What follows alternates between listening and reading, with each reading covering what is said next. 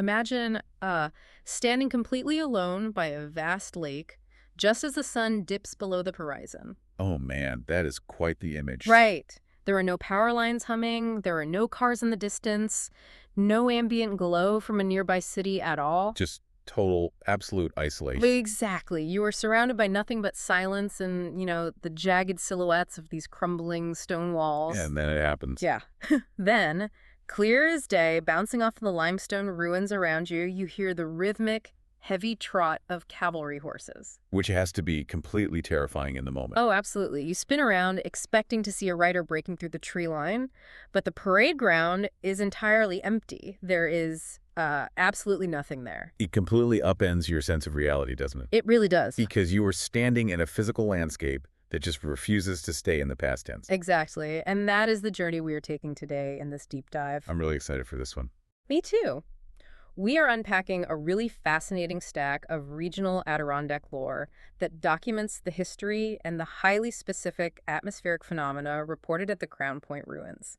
Yeah, the source material on this is just wild. It is. Our mission today is to figure out how a physical location's deep history, combined with its unique sensory environment, creates this lasting sense of, presence, a presence that continues to captivate visitors centuries later. Because we are looking at a brilliant intersection of geography, architecture, and memory here. Totally. It challenges this idea we have that history is just something trapped safely behind a velvet rope or encased in museum glass. Right, right. So whether you are a firm, hardline skeptic who demands a scientific explanation for every bump in the night, or a deep dive history buff, you'll find something here. Or honestly, even just someone mapping out an upcoming lakeside road trip and looking for a compelling detour. Exactly. We are exploring what makes certain historic sites feel profoundly, sometimes uncomfortably, alive long after the battles have ended. But before we can even begin to touch on the phantom hoofbeats or the ghostly lore, we have to look at the dirt and the stone. We have to set the stage. Right, we have to set the physical stage. Because the sensory environment of Crown Point isn't just a backdrop for these stories, it is the crucial ingredient that breeds them. It's the catalyst. Yeah. Yeah. Without the specific, extreme geography of this site, the lore simply wouldn't exist at all. Okay, let's unpack this. If you look at the physical setup of Crown Point, it paints a very stark picture. It really does. We are dealing with massive old ruins, thick, crumbling stone walls, and a site characterized by extreme isolation. And critically, it is situated right on the edge of Lake Champlain. Yes, the lake is a huge factor. The regional documentation explicitly notes that this physical setup makes every sound carry. Which changes everything. Right, so as a baseline, before any ghosts are even mentioned, we're dealing with a space that naturally manipulates audio. What's fascinating here is the sheer physics of that landscape, especially when you combine it with the psychology of isolation. Break that down a bit for us. Sure. So when you place crumbling asymmetrical stone walls right next to a massive flat body of water, you are creating a highly complex, almost predatory acoustic environment. Predatory, wow, that's a strong word for a lake. Well, water is an incredibly efficient reflector of sound waves. Yeah. If you're in a dense forest, the leaves, the soft soil, the tree trunks, they all absorb acoustic energy. Right, the sound is muffled, it gets swallowed up. Exactly.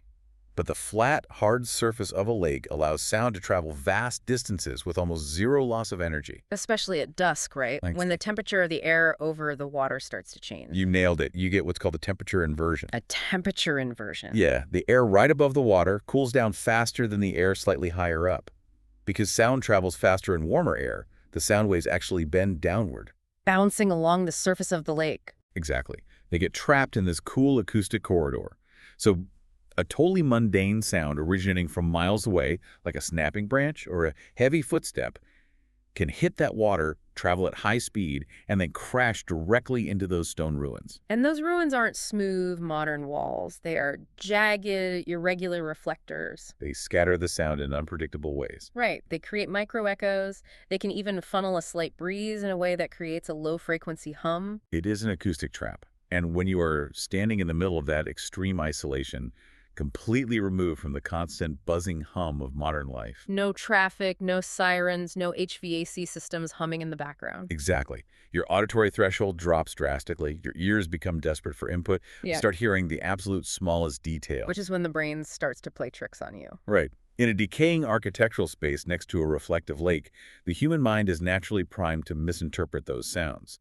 Our brains evolved to recognize patterns, specifically human and animal patterns, to keep us safe. So when presented with acoustic chaos, the brain desperately tries to organize it into something familiar. It's just trying to make sense of the noise.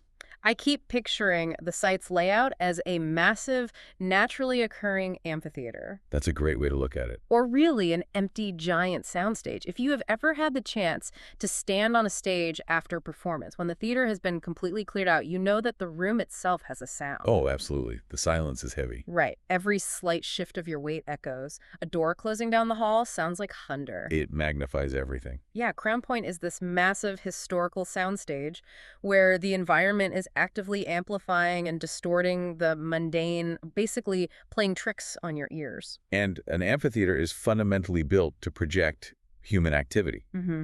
Because of that acoustic isolation and the atmospheric stage you just described, the specific sounds reported by visitors at Crown Point aren't just random chaotic noises. They aren't hearing abstract swooshes or bangs. Not at all. The sounds they report map directly and incredibly specifically onto the site's intense, layered military history. And that history is overwhelmingly dense. I mean, the timeline of the single footprint spans two massive, distinct conflicts. The French and Indian War and the American Revolution. Right. You have entire generations of soldiers from different empires living, fighting, and dying on this exact same patch of dirt. It's a staggering amount of history for one location. It is. But the phenomena people report hearing out there completely bypass generic spooky sounds.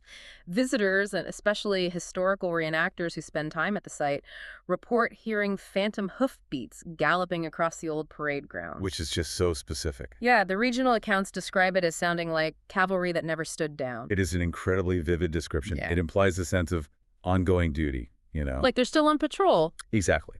A military machine that is still churning away in the background of the environment. And the lore doesn't stop with the cavalry. People also report the distinct sound of dripping water in totally dry areas. And the whispers. We can't forget the whispers. Yes, the low, indistinct whispers coming directly from the old barracks. And what is so compelling is that the local history specifically links these whispers to the Highland soldiers. The ones from the British regiments that were stationed in those exact barracks. Right. Unpacking the nature of these sounds reveals a remarkable amount about the human psyche. And how we process history in general. Notice the deep mundanity of the reported phenomena. We are talking about low, murmuring whispers. The rhythmic trotting of horses on patrol. The simple drip of water in a damp stone building. These are the sounds of daily, grinding camp life. The lore completely sidesteps the exaggerated, dramatic horror movie tropes. Yeah, nobody is reporting demonic shrieks or rattling chains or phantom blood oozing on the walls. Which is what makes it so believable. Exactly. It doesn't feel like a manufactured haunted house attraction designed to make you jump. Not at all. And by connecting these whispers specifically to the Highland soldiers of the British regiments, the lore anchors itself tightly to verifiable historical fact. Those regiments were truly there. They lived in those specific barracks. They likely spoke in those low, Gaelic tones to stave off the biting cold of the Adirondack winters. Grounding the haunting in the authentic, lived reality of the site gives the phenomena a heavy, undeniable weight. It really does. I'm struggling to wrap my head around one thing, though. What's that? Well, this was a massive, heavily fortified military base during two incredibly violent, continent-spanning wars. Why are people hearing drips of water and quiet whispers? Ah, I see where you're going with this. Right. If this environment is acting like a giant acoustic sponge, capturing the history of the past, shouldn't a place like this be absolutely echoing with the terrifying sounds of cannon fire? Or musket volleys. Exactly. Or the horrific chaos of actual combat. Why is it the quietest moments that seem to survive? It is a counterintuitive concept, isn't it? You would naturally expect the immense trauma of cannon fire to leave the deepest scar on the landscape. Yeah, you'd think the loudest things would leave the biggest echo. But it speaks to how we filter memory, both psychologically and environmentally. Think about the reality of an 18th century soldier. Okay.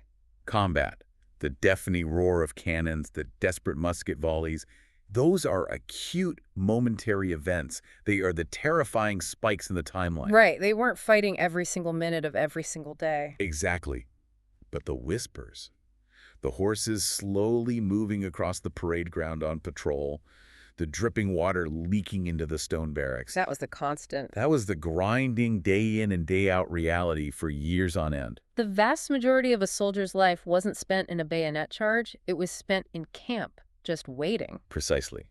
It is the repetitive, mundane rhythms of survival that truly saturate a space over time. That makes a lot of sense. If a physical environment has the capacity to sort of record an echo of its inhabitants, it makes complete sense that it would record the dominant, continuous frequency of their lives. Rather than the momentary explosive anomalies of battle. Yes, the landscape absorbed the boredom, the cold, and the daily routines far more deeply than it absorbed the gunpowder. That reframes the entire experience. It is the ambient noise of history, not the highlight reel. I love that phrasing, the ambient noise of history. And because these sounds are so incredibly mundane, just whispers and footsteps, visitors don't realize they are experiencing something out of the ordinary right away. Which completely changes how the site actually feels when you walk the grounds today. Right. The regional accounts make a very deliberate point to describe the visceral, physical reaction visitors have. The physical sensation of being there. Yeah, it notes that at dusk, the hair on the back of your neck stands up. Classic spooky response. It is, but it draws a really crucial distinction. The site doesn't feel angry, it doesn't feel dangerous or malicious. The accounts explicitly say it feels just, present. Just present. It suggests an awareness, an environment that is quietly observing you just as you are observing it. And the lore goes on to mention this beautiful, slightly unnerving concept that the place is still remembering the men who served and fought there. It even shares a very specific anecdote about a historical reenactor who was out by the ruins. Oh, this story is fascinating. He heard the phantom hoofbeats so clearly, and the cadence of the trot was so distinct that he actively started looking around the trees to find the horses. He fully believed a physical animal had gotten loose. And of course, there was absolutely nothing there. This raises an important question about the concept of environmental memory. How so? Well, it shows how our own deeply held knowledge actually shapes our physical senses. Look closely at that reenactor. A reenactor is someone who hasn't just read a book about the era. They have immersed themselves in the history, the tactics, the heavy wool clothing, the very mindset of the people who live there. They live. Yes. Their brain is already intensely primed to recognize the specific sounds of that time period. When you are highly knowledgeable about a space, you become highly susceptible to feeling its presence. Because your brain is subconsciously filling in the historical gaps. Exactly. It is a process called predictive processing. The brain is constantly guessing what it is going to hear or see next, based on context. Interesting. When a reenactor stands on that parade ground, the acoustics of the lake provide the raw, ambiguous data. A strange echo off the limestone, or a thud of wind against the earth. But the primed, educated mind translates that ambiguous acoustic data into the deeply familiar sound of an 18th century cavalry horse. The history buff brings the ghosts with them. Here's where it gets really interesting, because I think everyone has experienced a version of this phenomenon. Even if they aren't history buffs. Yeah, even if they wouldn't consider themselves a history buff or a paranormal investigator. The best way to describe this specific type of atmospheric presence is like a profound form of deep historical empathy. Oh, I like that. Deep historical empathy. Imagine standing in the center of a massive historic sports stadium hours after the championship game is over. Okay, I'm picturing it. The stands are completely empty, the massive floodlights are dimmed, the gates are locked, but because you know what happened there, because you understand the sheer volume of human energy that space is designed to hold. You can feel it. Yes. You can stand in the middle of that empty field and swear you can still hear the crowd roar. You can feel the vibration of 70,000 people in your chest, even though the silence is deafening. Exactly. It's not a ghost haunting the bleachers. It is your own human empathy projecting onto the architecture. You are feeling the weight of what the space was built for. That is a perfect analogy. Crown Point is that exact same empty stadium just a few centuries later. The architecture demands a certain type of energy, and when that energy is absent, your mind graciously provides it. The ruins of the fort are a vessel. We haunt the space with our own understanding of its past. That's a great way to put it. We haunt the space. And the fact that this feeling is universally described as present rather than angry or frightening suggests something quite beautiful. What's that? It suggests that visitors are tapping into a profound sense of shared humanity. They aren't recoiling in fear. They are standing in the quiet and acknowledging the endurance of the men who lived in those barracks. Which naturally invites modern travelers to step out of their cars, walk into those ruins, and actually experience that profound historical empathy for themselves. History isn't meant to be kept at arm's length. No, it isn't. And the regional lore we're exploring completely embraces this kind of active engagement. It discusses the very practical tourism aspects of visiting the site today. Making it accessible. Right. It frames Crown Point as an ideal day trip, noting that it pairs perfectly with a scenic lakeside drive through the Adirondacks. It doesn't treat the site as a forbidden, cursed piece of land. Exactly. It actively encourages you to insert yourself into the landscape. And it gives very specific practical advice for how to do it. The local guides suggest visiting in the bright daytime first to get your bearings. To read the plaques and understand the sheer scale of the limestone ruins. Right, and then it suggests maybe returning at dusk if you want to push your luck. Wow. To stand by the water and experience that heavy presence when the acoustics start to shift. When the temperature inversion happens. Exactly. And it ties all of this historical exploration back to a modern location, mentioning the Alpine Homestead nearby. Oh, right, the homestead. Yeah, it highlights this ongoing modern tradition of visitors spending the day at the ruins and then gathering to share these exact haunting stories around the fire pit late into the night. If we connect this to the bigger picture, what we're really observing here is the fundamental social function of folklore. Folklore in real time. Exactly. Going to a place like Crown Point, physically feeling that atmospheric weight, experiencing the acoustic isolation of the lake, and then carrying those sensations back to a modern-day fire pit at a place like the homestead. It's an oral tradition. It is the mechanics of cultural survival. This is exactly how history refuses to die across generations. The facts fade, but the feeling remains. Exactly. The academic dates of the French and Indian War, the specific troop movements of the Revolution, those details might fade from the general public's memory. Sure, most people won't remember the exact years. But the story of the ghostly Highland whispers in the stone barracks, the phantom cavalry charging across the grass, that survives. The ghost story becomes the incredibly effective delivery system for the historical fact. Yes, by sharing these experiences around a fire pit today, modern people are participating in the exact same oral traditions that the soldiers themselves would have engaged in over 200 years ago to pass the time. So what does this all mean? We have unpacked the complex acoustics of the limestone in the lake, the layered wars that soaked into the dirt, the psychological priming of the human brain, and the enduring power of fire pit storytelling. We've covered a lot of ground. We really have. But it all comes down to a very practical challenge for you, the listener. I like a good challenge. Based on everything we've explored today about how that specific space plays with your mind, your empathy, and your senses, would you be brave enough to drive out to the Crown Point ruins, leave your car behind, and walk straight into the center of the parade grounds just as the sun goes down? That is the ultimate question. Or would you play it safe, stick to the bright daylight, read the bronze plaques, and head back to the hotel before the air cools and the acoustics start to change? It is a genuine test.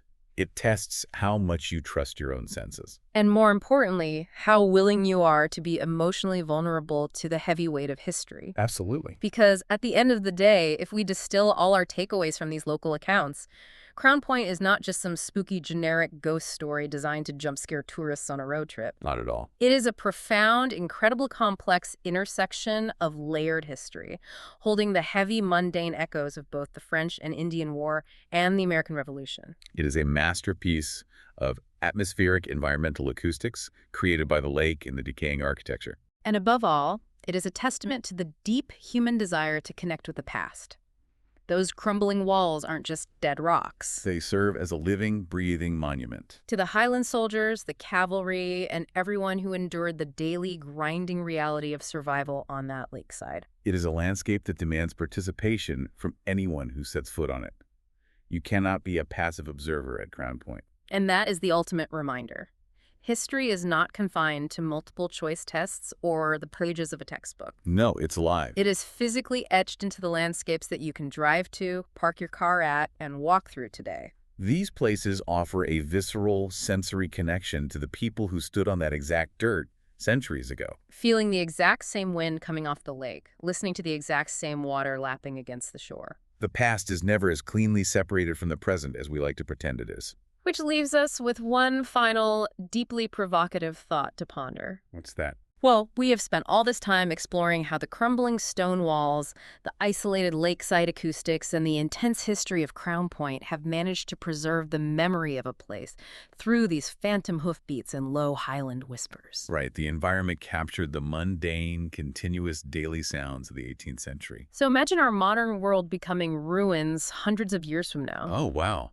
That's a trip. If a landscape absorbs the constant, grinding reality of its inhabitants, what ordinary, everyday sounds from our lives might become the phantom echoes for future visitors. That is wild to think about. The low hum of a massive server farm, the specific automated chime of a city crosswalk, or the frantic clicking of thousands of keyboards, will those be the sounds that send shivers down the spines of visitors standing in the crumbling limestone ruins of our civilization? It makes you hyper-aware of the acoustic footprint you're leaving right now. It really does, because when you finally visit a place like that, you realize that history isn't a quiet book waiting to be read.